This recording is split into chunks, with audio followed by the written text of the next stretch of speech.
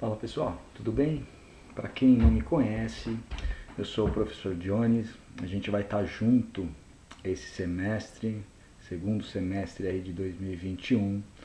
A gente vai estar junto lecionando para vocês e aprendendo junto com vocês uma disciplina muito legal que chama gestão pública, né?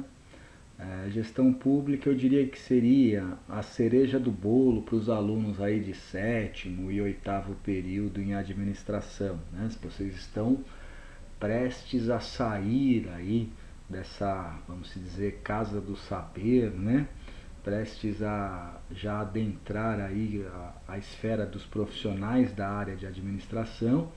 Então vocês já têm nesse período da disciplina, e por isso que essa disciplina é lecionada agora para vocês, vocês já têm uma base sólida com relação à administração, né? Então por isso que eu falo que a gestão pública é uma disciplina de cereja do bolo, né?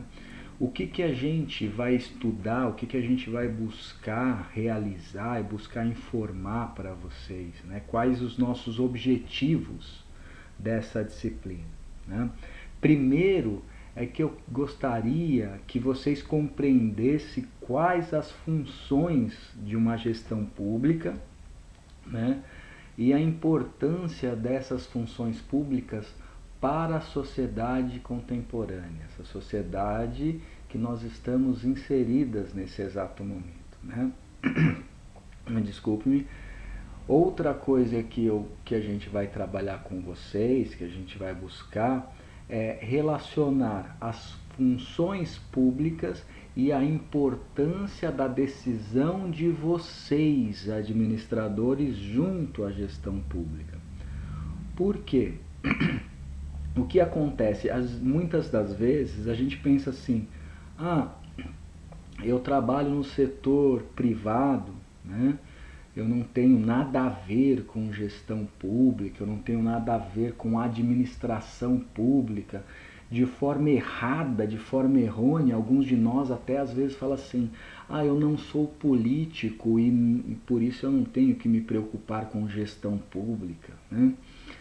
Eu diria que vocês vão ver que isso é um engano. Por que é um engano? Todas as decisões que vocês realizam no ramo corporativo, do setor privado em uma sociedade, ela vai ter reflexo na vida pública dos indivíduos, tá? Um exemplo clássico é que vocês, administradores, vocês empresários ou as empresas para quem vocês trabalham, só podem realizar atividades que a lei permita a ser realizadas, ou seja, vocês só podem fazer aquilo que o direito como um todo afirma ou disponibiliza para vocês realizarem essas atividades ou permitem que vocês realizem essas atividades. Uma forma de vocês identificarem isso é que vocês não podem, por exemplo, fazer uma campanha de publicidade, uma campanha de comunicação, uma campanha de marketing sem verificar a veracidade das informações que vocês estão prestando ao público, né, ao grande povo. Por quê?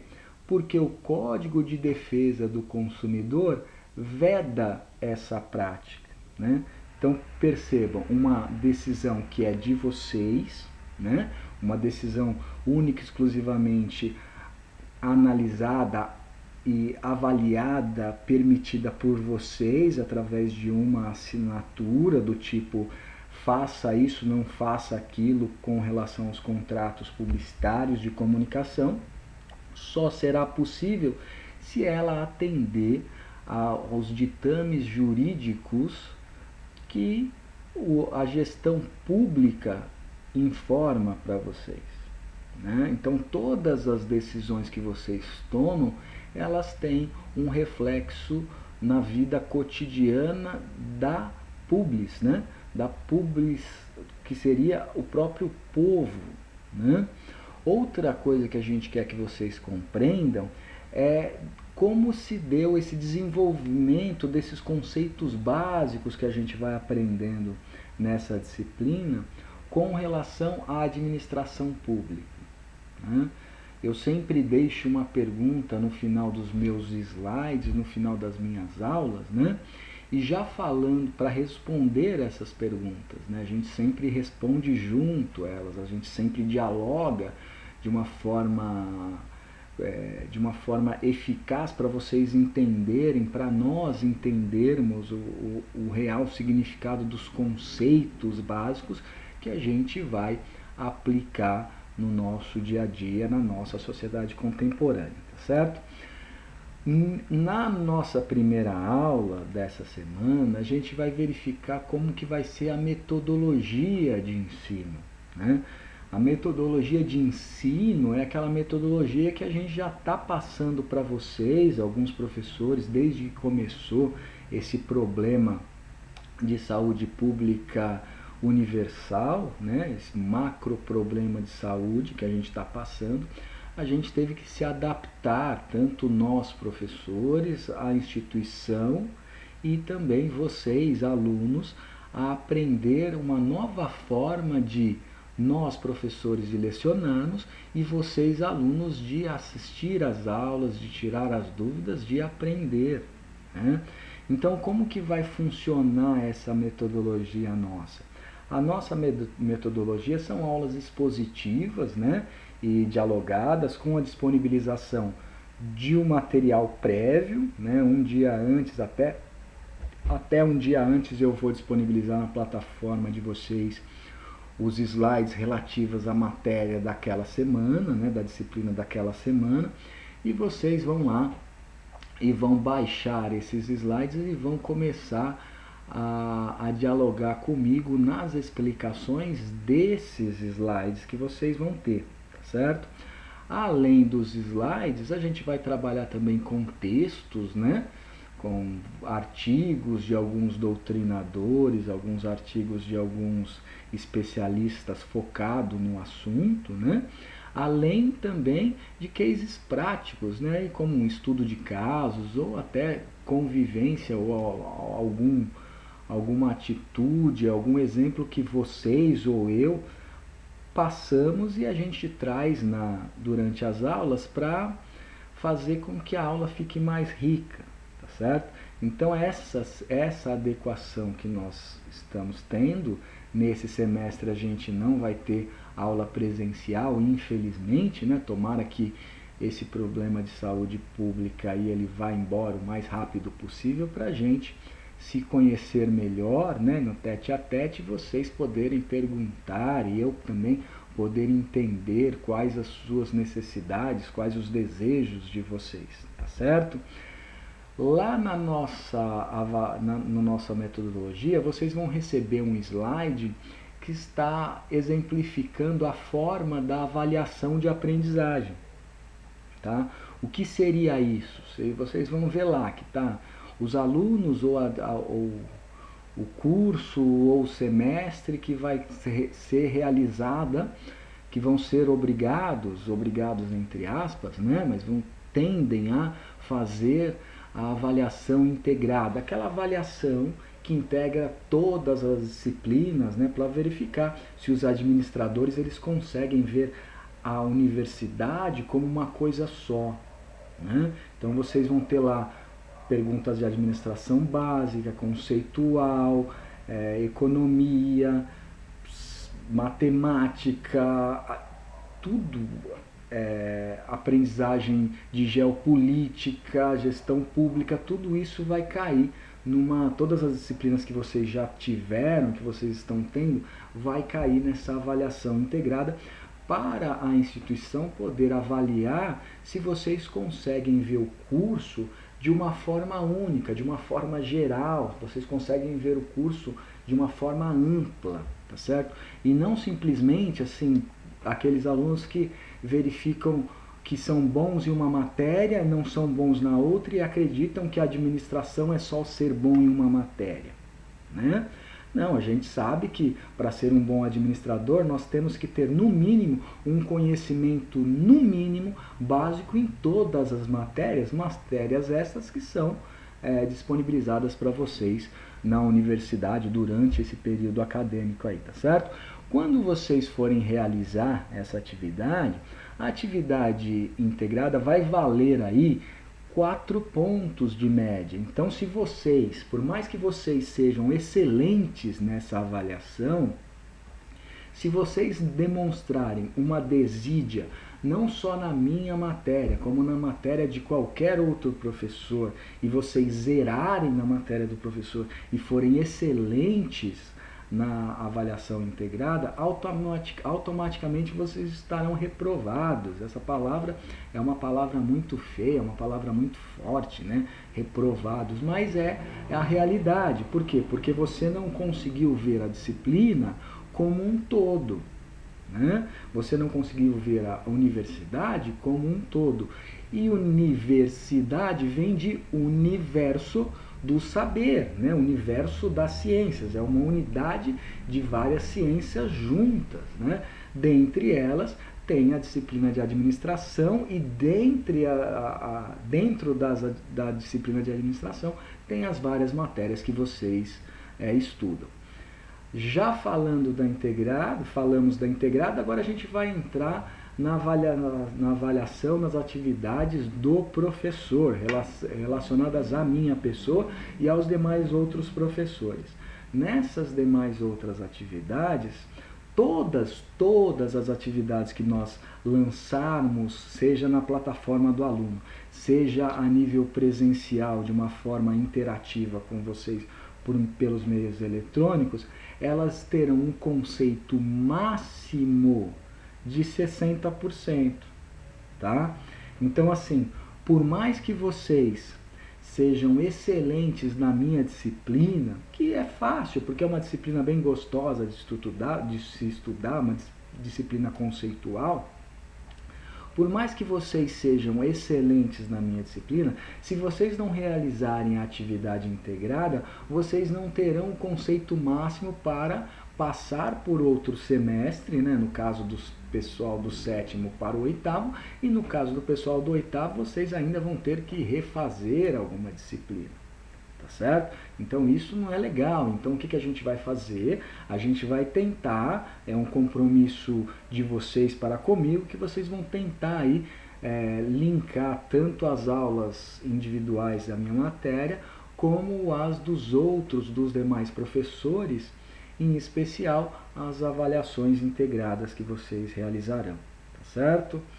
Essas atividades elas podem ser tanto em grupo, quanto individual, quanto em dupla. Isso vai depender de cada professor, isso vai depender de caso a caso, vai depender também do grau de comprometimento da própria sala, né, da própria de vocês, alunos, né? Então a gente vai analisar, cada professor tem uma discricionariedade para realizar essas atividades, tá certo? Então, mais uma coisa que vocês não terão, os alunos que farão a avaliação integrada, é aquela prova, vamos dizer, aquela prova clássica que as instituições pedem para os alunos realizarem, né?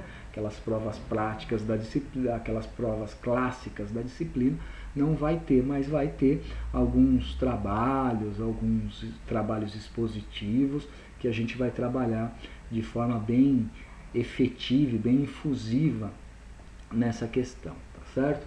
Professor, e o conceito para aprovação, o conceito para os alunos do 8º semestre já se considerarem administradores após o 8º semestre, o pessoal do 7º aí, batendo as portas da profissionalização. O conceito é o conceito básico da instituição, que ela tem que ter no mínimo, o aluno, né, tem que ter no mínimo 60% de aprovação. Esse 60% de aprovação diz respeito à pontualidade, diz respeito à assiduidade do aluno, diz respeito às notas que o aluno recebe, que o aluno consegue, melhor dizendo, recebe não, né, que o aluno não recebe nota, o aluno tira a nota porque é responsabilidade dele, né?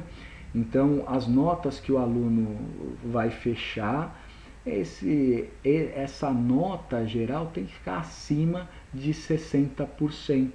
Né, acima de 60%. Então vocês vão somar tudo que vocês fizeram e vão verificar se vocês têm 60% de aprovação em todas as disciplinas, se vocês têm 60% de aprovação, por exemplo, na avaliação integrada, se vocês têm 60% de aprovação na disciplina individualizada, tá certo? Eu passei para vocês, nos slides que vocês têm em mãos, a bibliografia básica e também a complementar, mas está tudo em um slide só para facilitar para vocês, tá certo? Essa bibliografia é a bibliografia que a gente utilizou, eu utilizei, para passar para vocês o máximo de informação possível referente à disciplina de gestão pública, né? Então essa bibliografia é uma bibliografia muito farta, tá certo? E essa bibliografia vocês conseguem acessar a biblioteca da faculdade. Um cuidado que nós tivemos foi verificar e escolher livros que, embora alguns datados de uma data anterior a, vamos dizer, 2015 aí, né? Mas são livros extremamente didáticos, são livros extremamente pontuais e verdadeiros, verossímeis nas suas afirmações. Eu ouso a dizer que são livros referentes aí quando se diz quanto se relaciona com a disciplina de gestão pública. O principal que a gente começa a analisar nessas primeiras aulas é gestão pública, a gestão pública contemporânea, da Ana Cristina de Castro e da Cláudia Osório de Castro também. Vocês conseguem esse livro na própria biblioteca virtual da instituição, tá? Os demais também constam lá, né? E a gente vai trabalhando esses livros. Professor, a gente trabalha um livro só? O professor trabalha um livro só? Não, eu começo a questionar, eu começo a misturar, fazer uma mescla da bibliografia de uma forma geral.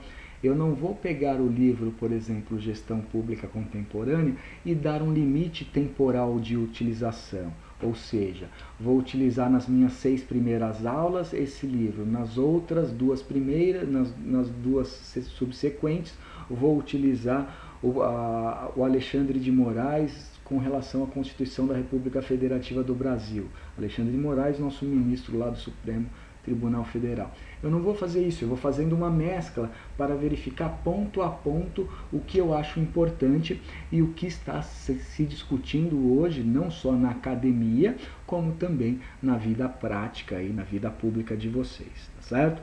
Na primeira aula, como é uma aula introdutória, a gente vai falar sobre isso, vou falar como é a forma de avaliação, né? Embora já tenha dado uma boa introdução para vocês.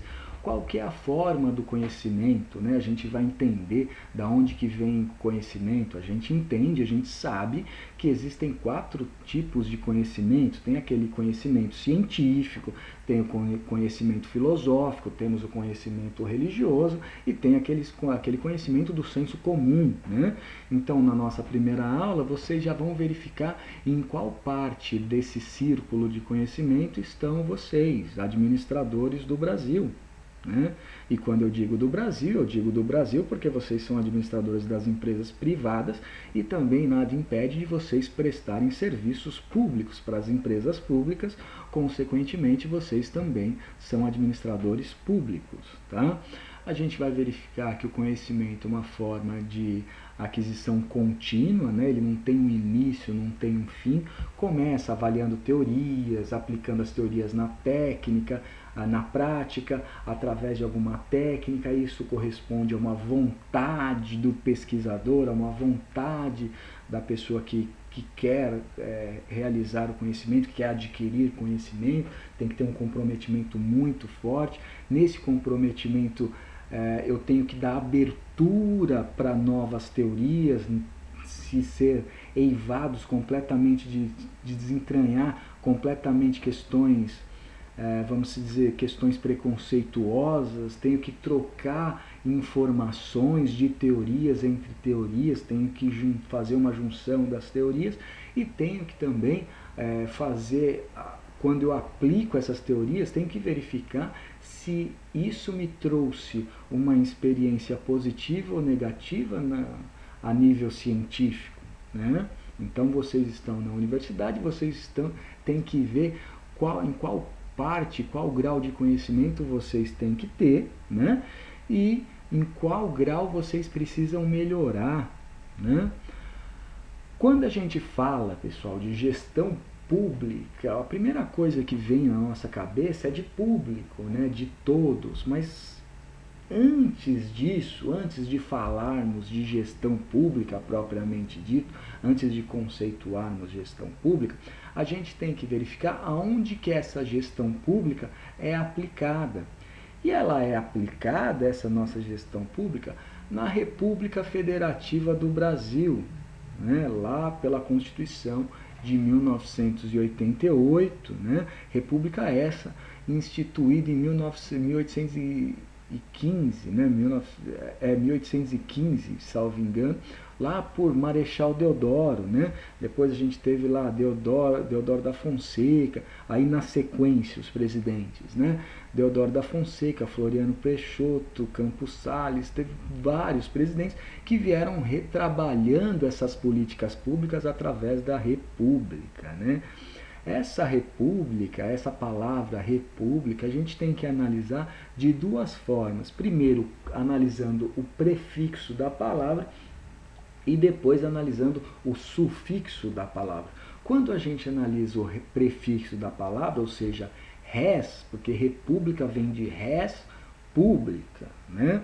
Res, quando a gente analisa esse prefixo, a gente vê que a gente tem um significado que res é sinônimo de coisa, ou seja, de negócio. No caso de vocês, profissionais de administração, negócio que vocês vão administrar, tá certo? Então vocês estão em uma res pública, em um negócio que é administrado. Mas é administrado para quem? Por quem? É administrado para a pública. O que vem ser pública? Ou é o sinônimo de povo, né? De coletividade, de comum a todos, né? Então, república nada mais é que uma questão de negócio do povo, negócio para o povo, coisa do povo, tá certo? Quando a gente fala em república, a gente tem que verificar lá na nossa coisa do povo, antecedentes, né, que essa res pública é uma expressão latina, tá? Ela se equivale a uma estrutura política de um Estado, tá? Ou uma forma de governo constituída para atender às necessidades do cidadão, tá? Eu só coloco uma vírgula aqui ou uma barra e complemento essa informação dizendo que não apenas a necessidade do cidadão, mas sim os desejos do cidadão, né? Todo cidadão é eivado de necessidades e desejos. Então a república, esse Estado no qual nós vivemos, esse Estado democrático de direito, tem que nos possibilitar a nós atendermos às nossas necessidades e, por que não, aos nossos desejos, porque tem uma linha tênue aí entre necessidade, a diferença entre necessidade e desejo, que muitas das vezes a gente acaba misturando tudo e juntando tudo numa coisa só, quando não deveria, tá certo? E a gente analisa que essa república é governado, é um governo, né, vem governando aí de um Estado e seus representantes. Os representantes estatais é que governam a coisa pública, tá certo? A res pública. Quando a gente fala de res pública, não tem como a gente não falar de dois filósofos gregos muito importantes, que são eles Sócrates e Platão, né? filosofia, né? Quando a gente fala de filosofia, ou seja, a arte do conhecimento, a arte do saber, a gente se remete à filosofia. Quando a gente está se falando de república, a gente tem que verificar a república pelo diálogo filosófico, que foi a república no diálogo filosófico, escrito por Platão, né? Um filósofo grego lá do século IV a.C., que ele dialoga, ele escreve todos os diálogos narrado por Sócrates. E olha que interessante, Sócrates, ele tem, né, uma frase atribuída a ele, não sei, não tenho a certeza absoluta real que essa frase é dele, mas é atribuída por ele e aceita por toda a doutrina como sendo real e verdadeira do Sócrates, né? Que ele fala: só sei que nada sei, né? Por que só sei que nada sei? Ele percebe que quanto mais conhecimento ele tem, menos conhecimento ele tem para se sagrar assim um grande filósofo. Ou seja, quanto mais conhecimento eu tenho, eu percebo que menos conhecimento eu possuo. Então eu tenho que a busca do conhecimento é constante. Lembra da minha afirmação alguns minutos atrás? Olha lá aqui afirmada por Sócrates, filósofo grego, né? Outra coisa que a gente vai estudar e nós vamos nos deparar com a questão da nossa disciplina, né, de gestão pública, é a coisa pública, né? Como que eu vou gerir, como que eu vou administrar essa coisa pública? Porque quando eu estou administrando, no caso de vocês são administradores, quando eu administro algo, eu tenho poder sobre algo. E uma frase muito importante, né, atribuída a Platão, é aquela frase, aquela célebre frase que Platão diz: não importa o tamanho do seu poder, mas sim o que você faz com ele, né? E a gente aprende, a gente está vendo na vida prática alguns poderes da res pública, da coisa do povo, né? Que não está sendo gerido de forma a contento dos nossos queridos brasileiros, como eu e como você, tá certo? Quando a gente fala de república, a gente tem que verificar o princípio da legalidade, né? Na gestão pública, eu só posso fazer aquilo que a lei me permite fazer. Eu não posso fazer algo que a lei não me permita fazer, né? Então, assim, o que acontece? Eu só consigo ter um respaldo jurídico para fazer aquilo que a lei manda com que eu faça, eu como gestor público faça, ou que a lei objetivamente fala que eu devo fazer, né? Ela não me dá assim nenhuma questão de escolha, ela não me dá uma opção de escolha, ela simplesmente exige que eu faça como gestor público, né? Então, quando a gente fala em exigência, na casta do princípio da legalidade, lá em cima, lá na nossa ponte da pirâmide, que eu coloco aí como a pirâmide kelseniana, né, está a nossa Constituição da República Federativa do Brasil, feita lá no dia promulgada, melhor dizendo, né, promulgada, não outorgada, promulgada, no dia 5/10/1988, pelo tão saudoso Ulisses Guimarães, né? Então, nessa república, essa Carta Magna vai me dar os parâmetros principiológicos para eu desenvolver a minha gestão pública. E olha que interessante, eu tenho parâmetros tanto da Constituição da República Federativa do Brasil, como eu tenho parâmetros da Constituição estadual, seja ela do estado de Porto Alegre, seja do estado do Rio Grande do Sul, me perdoem, do estado do Rio Grande do Sul, do estado de Santa Catarina, do estado do Paraná, São Paulo, Brasília, Distrito Federal, Goiás, Goiânia. Todos os estados possuem uma Constituição estadual, só que essa Constituição estadual não pode estar em choque, entrar em colisão, em rota de colisão, com a nossa Constituição, que é a nível federal. A Constituição da República Federativa do Brasil é a nível federal, é a nossa Carta Magna, tá certo? E é lá que estão os objetivos da disciplina, que é lá que estão os objetivos do Brasil, quais são os objetivos do Brasil?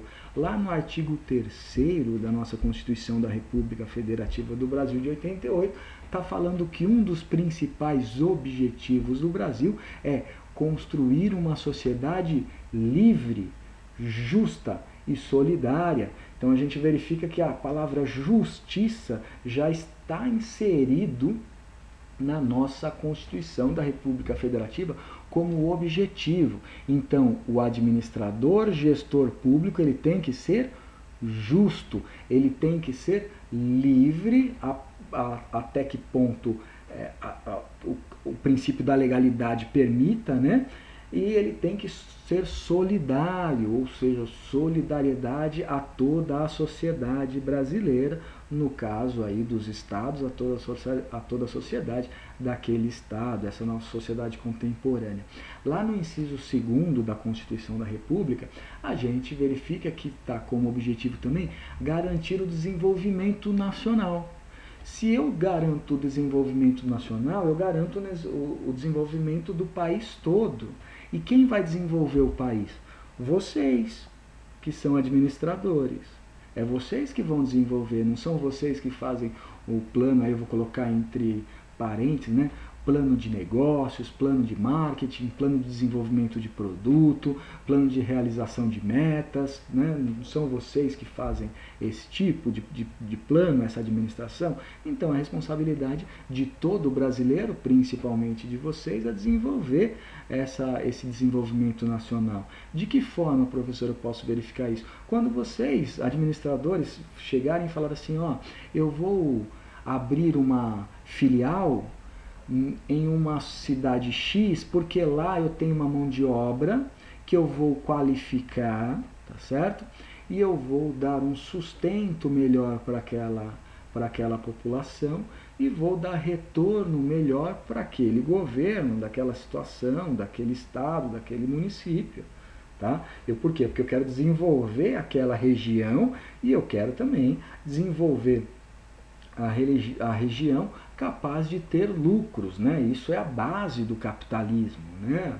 A questão do lucro, né? Eu tenho que ter a base do capitalismo, que é um conceito, que é um exemplo disso, é a Zona Franca de Manaus, né? Muitos de vocês compram produtos diretamente da Zona Franca de Manaus por uma questão tributária, né? E às vezes vocês vão olhar e vão falar assim, ó, a nossa empresa, a nossa fábrica tem que desenvolver as suas atividades de produção na Zona Franca de Manaus, embora a atividade comercial pode ser na região sudeste, mais especificamente onde vocês estão aí na região de São Paulo, tá certo? Outra questão, outro objetivo da República Federativa do Brasil é erradicar a pobreza e a marginalização. Função extremamente da administração, função extremamente de vocês, que vão dar emprego às pessoas para elas se desenvolver e aí a erradicar a marginalização por completo. Sei que alguns de vocês vão falar assim, professor, isso aí é utópico. É utópico, não sei. Eu não sei se é utópico, né? Se cada um fizer o seu, não sei se a gente não consegue erradicar a pobreza e a marginalização, tá certo? Outra questão muito importante dos objetivos no artigo 3º da Constituição é o inciso 4º, que o inciso 4º nos traz que um dos objetivos também é promover o bem-estar de todos, ou seja, tanto eu quanto vocês temos que viver de uma forma boa, de uma forma benigna, nós temos que ser sinônimos de bem, né? Eu vivo bem porque eu recebo bem porque vocês, administradores, vocês me pagam bem, né? E vocês me pagam bem porque eu dou um bom retorno para vocês. E assim sucessivamente, eu tenho que buscar o bem-estar de todos. Em uma relação comercial, eu diria que é buscar o bem-estar de todos os stakeholders, desde o pós-consumo, aquela pessoa que já consumiu o produto, até mesmo a parte de extração de matéria-prima lá do norte, nordeste, centro-oeste, determinados produtos, né? Até a comercialização que a gente realiza aqui no centro-oeste ou em outras partes do mundo, tá certo? O grande lance aí, o grande incerne do inciso 4º da Constituição está dentro da questão de sem preconceitos. Eu tenho que promover o bem-estar de todos sem preconceitos de qualquer tipo. Preconceitos de qualquer tipo, seja ele de origem, da onde a pessoa veio, seja ele de raça, qual raça que a pessoa vem, seja ele de sexo, qual sexo que a pessoa tem. Coloco aqui entre parênteses também, sem preconceito de gênero, qualquer gênero que a pessoa se vê, tá certo? Sem a questão de preconceito de cor, sem a questão de preconceito de idades ou qualquer outra forma de discriminação. Qualquer outra forma de discriminação. Eu não posso, em políticas públicas,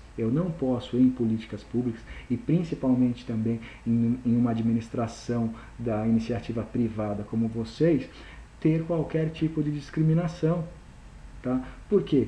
Discriminação, sinônimo de autuação, sinônimo de crime, sinônimo que vocês vão ter que responder criminalmente, civilmente, pelos seus atos de discriminação, desculpa, certo?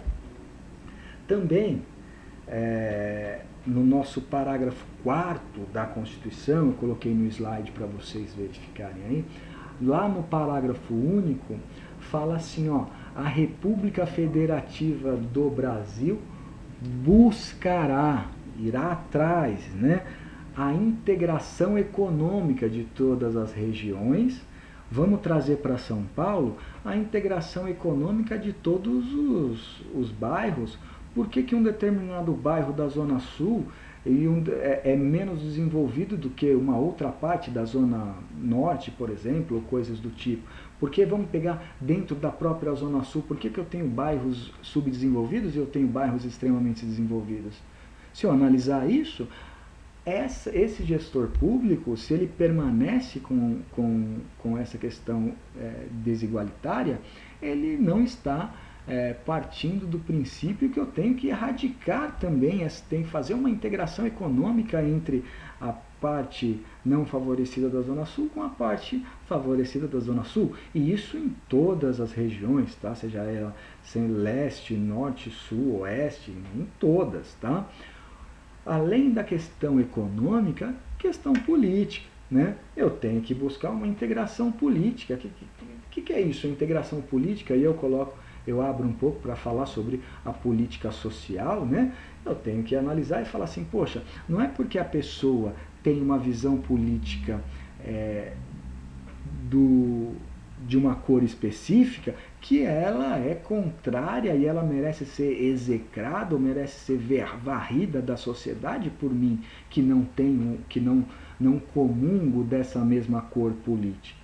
Certo? Eu tenho que ter aí uma integração entre, vamos dizer, o vermelho e o azul, né? Porque nós todos temos um objetivo maior, que é um objetivo de sempre levar o Brasil para frente. Nem tudo que o azul faz é ruim, nem tudo que o vermelho faz é ruim, tá certo? Então, para o Brasil ir para frente, para São Paulo ir para frente, para a empresa de vocês ir para frente, a gente tem que analisar tudo isso e somar e buscar os pontos positivos de cada parte de governo, de cada parte política, e assim a gente desenvolve o social, tá certo?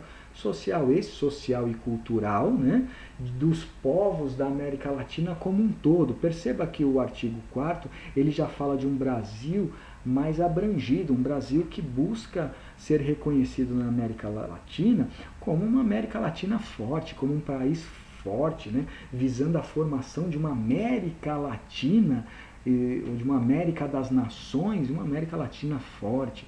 A gente tem a comunidade dos estados, né, europeus, a gente tem os tigres, no caso de vocês, podem verificar isso através dos tigres asiáticos, né, da economia dos tigres asiáticos, da matéria e da produção do capitalismo norte-americano, do impacto das relações com o Oriente Médio, né? Então tudo isso é uma forma de integralizar, vocês têm que integralizar esses conhecimentos, essa economia, né? Esses recursos, né? E aí, se nós analisarmos ainda dentro da Constituição da República Federativa do Brasil, a gente chega no nosso artigo 6º. Nosso artigo 6º é aquele que fala quais são os direitos do povo brasileiro, quais são os direitos, meus direitos, direitos de vocês também, direito de qualquer cidadão que, mesmo que não respire, vamos dizer, natimorto, ele é um cidadão, um sujeito de direitos, né? Então, qualquer cidadão tem um direito, é inerente, eu não preciso nem reivindicar esse direito, porque a própria Constituição já me capacita como sujeito capaz de ter esses direitos. Dentre eles, o primeiro, que eu sempre falo que é o basilar desse artigo, é que são direitos sociais à educação, que é o que vocês estão tendo agora, que é o que vocês tiveram desde a fase lá da amamentação, que vocês tiveram, que nós estivemos passando pela educação familiar, depois uma educação a nível de pré-escola, uma educação escolar, depois de uma educação de ginásio. Hoje eu não lembro mais como que é o nome, se é 2º grau, 3º grau, coisa do tipo, mas assim, na minha época, né, ginásio, e depois a universidade, que é a qual vocês estão fazendo, depois o mestrado, depois o doutorado, enfim, né, essa educação para construir um Brasil um pouco maior. Existia até um slogan um tempo atrás escrito Brasil, país da educação, né? Não sei se isso realmente se é ou não, né? A gente vai falar mais sobre isso na aula presencial, tá certo? Na aula presencial, que eu digo essa aula ao vivo, melhor dizendo, tá certo? Outro direito que vocês têm também, que todo ser humano tem, é o direito à saúde, direito à alimentação, direito ao trabalho. Direito ao trabalho. Vocês, administradores, vocês têm direito ao trabalho e têm direito também de contratar as pessoas, né?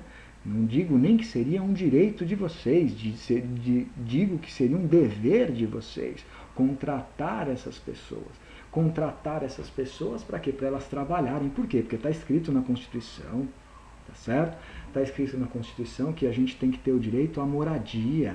Então, quando eu vejo alguém morando embaixo de uma marquise, né, eu altamente olho e falo assim, nossa, a Constituição da República do Brasil está sendo rasgada todos os dias, porque enquanto estiver alguém morando embaixo de alguma marquise ou morando em condições precárias, a Constituição não está sendo respeitada, tá certo? Nós temos direito também à previdência social, à segurança, né? O Brasil é um país violento. E por que é um país violento? Porque a Constituição não está sendo cumprida, né? O Brasil não, de uma forma não assertiva, né, investe em segurança, né? Isso tudo a gente vai trabalhar em aula também, em aula ao vivo, tá certo? Proteção da maternidade, proteção da infância, proteção do indivíduo como um todo, né? Se a gente for analisar, o indivíduo já é protegido, segundo o Código Civil, desde o ventre de sua mãe, né? Então ele já é um ser de direitos dentro do ventre da sua mãe. Ah, professor, que loucura é isso? Loucura não é não. Quando o homem, né, vamos dizer aí, é condenado a pagar alimentos, uma pensão alimentícia para a mãe, do que ele está falando? Ele está falando, o nosso doutrinador, os nossos doutrinadores, o nosso direito civil está falando apenas das pessoas que nasceram? Não, está falando inclusive das pessoas que estão por nascer. No caso desses alimentos, a gente dá o nome de alimentos gravídicos, né? Então olha que interessante. Então eu já sou um sujeito de direitos antes mesmo do nascimento. Eu já tenho que ser protegido pelo Estado. Eu tenho que ser protegido pelo Estado desde mesmo de antes de nascer, tá certo? É lógico, na medida das possibilidades dessa Constituição. Falando da Constituição, a gente vai falar sobre gestão também, o que vem a ser gestão, né? Gestão é aquela administração, né?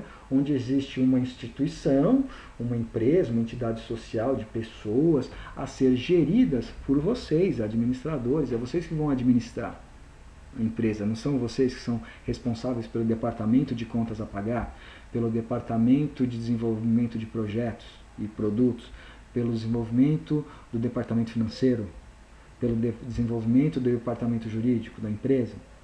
Vocês são responsáveis por gerir isso. E quando vocês gerem isso, vocês estão fazendo uma gestão, vocês estão administrando isso.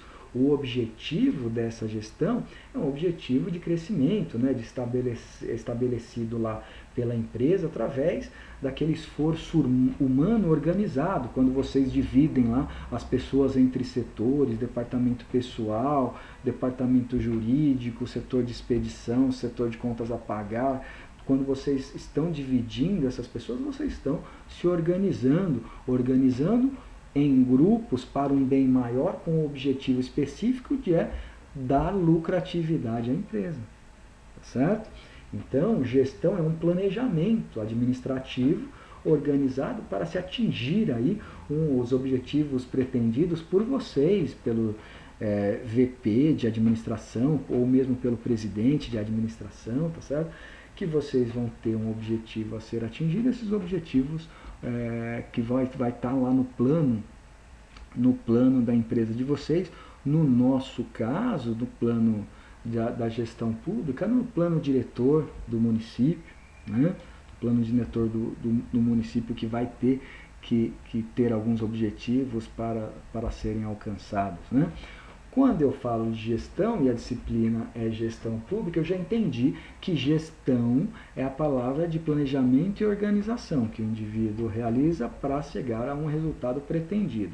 Quando eu falo de público, a gente verificou lá na questão da res pública, que é aquele todo, é um conjunto, né? Gestão pública, aquela questão pública, essa questão pública é um conjunto de bens corpóreos e incorpóreos pertencentes a um povo, a uma coletividade, a mim e a você, a todos juntos, né? A gente vai verificar nas aulas a diferença entre direitos difusos e direitos coletivos, né? O que vem a ser direitos difusos e direitos coletivos, a gente vai verificar nas nossas aulas. Eu não vou entrar em detalhe para o vídeo não ficar cansativo. Esse vídeo, como todos os vídeos, é informativo, é um chamamento de vocês, de mim para com vocês, para estar realizando nossas aulas ao vivo todas as segundas-feiras aí na Universidade Ibirapuera de São Paulo, tá certo?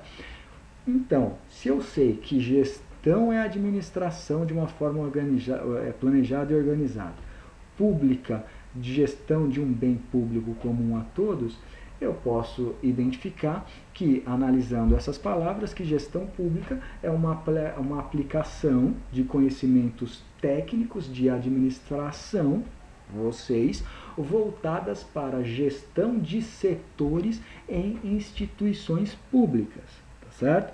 É a administração da iniciativa pública, não privada mais, como vocês estão cansados de saber, mas agora do setor público voltado para as políticas de interesse coletivo, da coletividade, né? Interesse comum a todos, né? Como moradia, trabalho, educação, redução das desigualdades sociais. Com isso, o que eu estou fazendo quando eu faço uma afirmação dessa?